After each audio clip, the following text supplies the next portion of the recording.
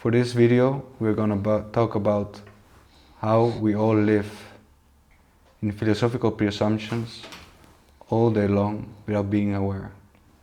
We have all of those meanings installed, encrusted into us without even acknowledging them, without even knowing what philosophy is, while we live in this philosophical world continually, all day long, for all history. And Umberto got a very nice way of putting this so we can all grasp and understand that we are living in this philosophical cage without knowing it. Yes, to explain this, well, we are talking about Socratic design. The first, you can say, the first pillar of Socratic design, we cannot think. We talked about that. The second is we cannot listen. We did not talk about it, but we know that we cannot listen. And the third is what we're talking about now. That is, we think we live in reality. People say, look around, this is reality. And it's not reality, it's a narrative. We live in a narrative, but we're not aware of it. Because we humans construct the narrative based on addictive thoughts. And the thoughts that we have is the screen through which we make our narratives. So you can see it as a metaphysical sphere, and the metaphysical sphere consists of certain philosophical windows which allow reality to be built on. So what I want to do now is to create it, to explicit these philosophical assumptions that we live in, because most of these assumptions created our narrative, and most of this narrative we are living in is the cause of almost all the crises we live in. So for instance, we consider ourselves as rational agents. Cogito ergo sum. I think, therefore I am. That means that our body, according to René Descartes, is a machine, which is 300 years. It's that our assumption that the body is a machine. And the Protestant Calvinist religion enforced this because you cannot feel in your body what that's even forbidden to do. So we are like dead from the neck down. So we live in a sort of rational screen of thought that we look only for our brain. That means that in health or in education, we only address our brain and we forgot completely the body intelligence. So that makes us, you can say, amputated from our body intelligence, which is what Spinoza tried to tell us, but Spinoza lost the fight against Descartes, you can say, in a way. Now we try to, in our city Renaissance, we try to recover the ideas of Spinoza. This assumption that our body is just a machine is one of the causes of our alienation, destruction of ourselves in medicine and in the way we treat our body, only as a sort of external organ, and the way we treat animals and nature, because in this metaphysical sphere, nature is a machine, so you can just exploit it with oil and make money out of it. So another assumption, so I'm gonna, if you allow me to give some assumptions, another important assumption, this is René Descartes, the other assumption is from John Locke, and John Locke, which most people call the Enlightenment, what we know that the Enlightenment is not that enlightened, because the enlightened, in a way, is sort of, you can say, obscurism. It makes things darker, because John Locke told us property is holy. That means that we can own the planet, that we can own black people, because they have no property, so they are half animals. So we can own slavery, we can do slavery, because property is holy, because we are property of God. So this is his reasoning. And this property is holy is such an important aspect of, you can say, the Dutch Republic, the East Indian Company, who conquered whole terrains in Las Americas. And they went to the Native Americans and they said, we're going to buy your land. And they didn't understand the word buy your land, and they didn't understand property, so they signed it and they gave away everything without knowing, because according to a native, you cannot own the planet because you cannot own your mother. So that's a very different way of metaphysical sphere. Yeah. So these are two already. A third one, which is very destructive, is that we believe that only that what you can measure, what you can observe, is real. This is a very destructive one. It's called logical positivism. It's not very positive, but it's called positivism because in the English language, positively means what you can confirm. And logical positivism will say only that is real what you can see and observe. That means, for instance, that in psychology, I will say, well, inside you I cannot see that, so that's not a good psychology.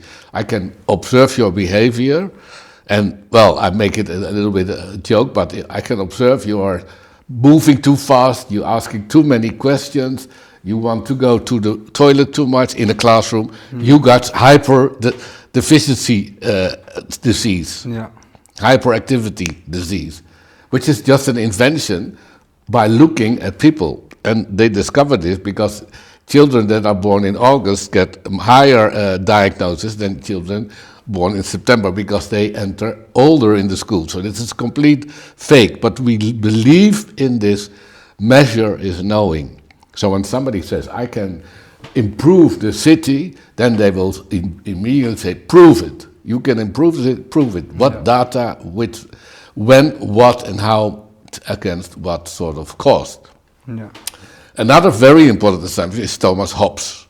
And if I tell Thomas, the name Thomas Hobbes, a lot of people don't even know this name, and civil servants don't know the name, which is very important because Thomas Hobbes is the architect of our governance, and he built a governance on the assumption that people are to be mistrusted because people want to kill any other people. So it's called, the man is the man and wolf.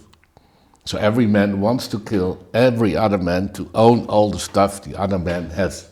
And this is just an assumption of Thomas Hobbes. And he made a sort of war of every man against every man, which is in Lord of the Flies, in the film and in the book you can see this, a war of every man against every man. But we built our whole society on this Thomas Hobbes philosophical assumption. So, and that's why we have control, police, etc., because the government will say, without me, everybody will kill each other to death. This is not true, because people are very empathic, people are very social, people are very helpful, but in our narrative, it's the opposite. So now I gave you some 4 assumptions which make this destructive narrative, and there's one which is very common, of course, famous, that's abstract theoretical thinkers are more important than concrete builders, craftsmen. If you work with your hands, you're more stupid than if you work with your head. So people who work with their head, the theoretical people, get a higher salary in advance without proving that they are better than people who work with their hands. This is a very crazy thing that everything in the world is done by people working with their head. Stones, bricks, nurses, etc., police agents, they work with their concrete hands, and they are paid less because we think that a theoretical person deserves more. So this is the narrative which is quite destructive, but also, if you look at this narrative, the most important one is I own myself. I am the property of myself, so my ego is the most important thing. The people believe that they want to be alone and that everybody is an enemy and they're just looking for one partner, which they will never find. So 60% of the people in Amsterdam live alone. And then they want a house for them alone, an apartment. So we have all apartments for one people of 50 square meters. That means that we now say in the Netherlands, we have a housing shortage. It's a crisis of houses. It's not a crisis of houses, it's a crisis of how you consider yourself. If we realize, we know that people get sick from loneliness when they live alone in 50 square meters for 30, 40 years, at the end they are very depressive. We know that people need the nearness of another body. Doesn't need to be a partner or a love partner or a sex partner. Just the presence of other human beings are very healthy. So if we realize that assumption, then we create more communal buildings. So that is the proof how metaphysical assumptions create the real world. So if we have the metaphysical assumption that your body is important, we don't only go for theoretical education, but we give a lot of attention to feelings, to craftsmen, to being togetherness, to be embodiment. So this whole, you can say, metaphysical sphere approach is a way to solve the crisis with other thinking, while most people, they do their best to change the world, to solve crisis, but they stay in this metaphysical sphere. So they will never reach a good solution, because it is, at the end of the day, the same, you can say, destructive constructions again and again and again. So what we want in our project, in our Socratic design project, is change the thinking, and then some problems will disappear completely, immediately. And that's, you can say, the theory of the making a good narrative. But you can also make a good narrative in your personal life. If you are not happy yourself, you have to think, what am I doing on what sort of assumptions? I assume I have to work hard. Why is that? Is that because you really want to work hard, or you have an addictive thought that you are not good enough, and that's why you work yourself to death? Then you have to solve this addictive thought and just live according to your real desires. So basically, the metaphysical sphere is wise people. We can become wise people and then decide how do we want to live, according to which philosopher. So I would say Plato, Spinoza is a very good example, and Dewey, and it's the opposite of Descartes, Hobbes, and Locke, for instance. So we have the possibility to be the architects of our own reality, which is a crazy idea. Yes. But we have to acknowledge and to recognize what we've been talking about earlier as well, that as long as we have thoughts, all of those pre-assumptions are active in those thoughts, and that we need to reconcile with ourselves, recognize the pain, not only of ourselves, but how this causes a misinterpretation of relationships. Because as long as we keep on being in a relationship and having thoughts about the other, we aren't actually living the relationship as we could. Because at the end, all we want is to be appreciated. And that's why we work so hard, why we work ourselves to death. But we lose ourselves and our ability to be with the other. Even a parent might want everything for the kid, so they work all day long. But the most important thing they miss, that is being themselves with the kids. And this is just one simple example, but it's important to be aware, and people aren't, that all day long, all we analyze, all we say, all we do is because we have a meaning, a certain understanding, and we move from that on. But we don't see what this meaning is, and that we can actually change it and evolve in it. And that's why we need philosophication, as you say, to come back to ourselves and to our actually implicit potential to make new scenarios, to make new livings. As we have seen all along history, from the Greeks to the Catholics to now, where everyone can think for themselves, we can also make a new culture which actually makes us happier and makes us live better, as long as we acknowledge that we need to think again. We need to have thinking, philosophy, and that's what we are trying to bring back to the people, this embodiment of their lives in philosophy together instead of isolation and protecting me from the other. Yeah, that's what's very important that you say, that most people in relationship repeat automatic thoughts, and it can be, for instance, that they repeat the drama of their parents without looking at their new partner. So it's very difficult for people to really see somebody else, what you say, because they don't know who they are themselves. And in order to eliminate your mask, your armor, you have to face your pain and see, okay, that is me. And then you're not afraid, you're not running away for the pain inside you and the addiction to pain inside you. And then you can face, this is a human experience.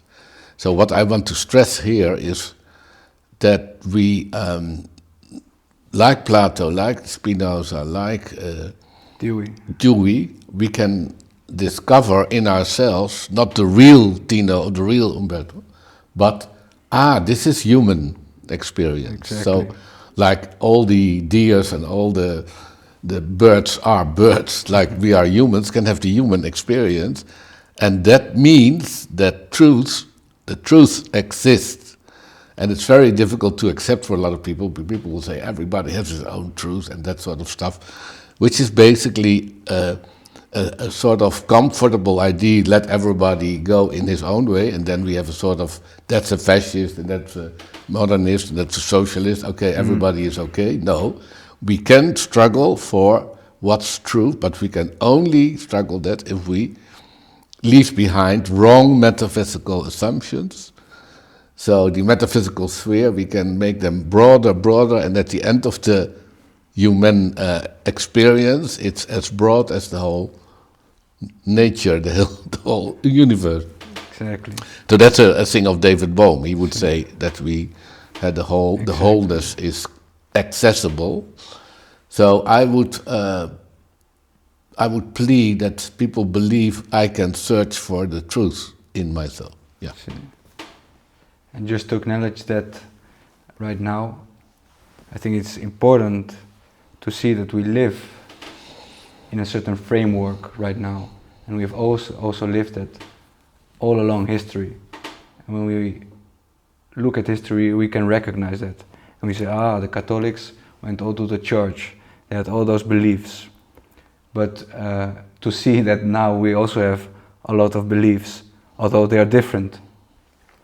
And if we recognize that we live in those abstractions and come back to our capacity to actually be thinking, we can then understand that we have this incredible capacity to move onto more broader and bigger and more grounded ways of living, not only away from the other, but as we know from our lives all we want, because if you see what the best experiences are, always are in creation or with the other. And for both, you need to be with the other and be in a one-to-one, same level, recognizable, to grow together. And this is what we need to do, to grow out of abstractions and to actually get back into thinking instead of thoughts, because we still are in abstractions. Come back to concrete experience. This is what we need.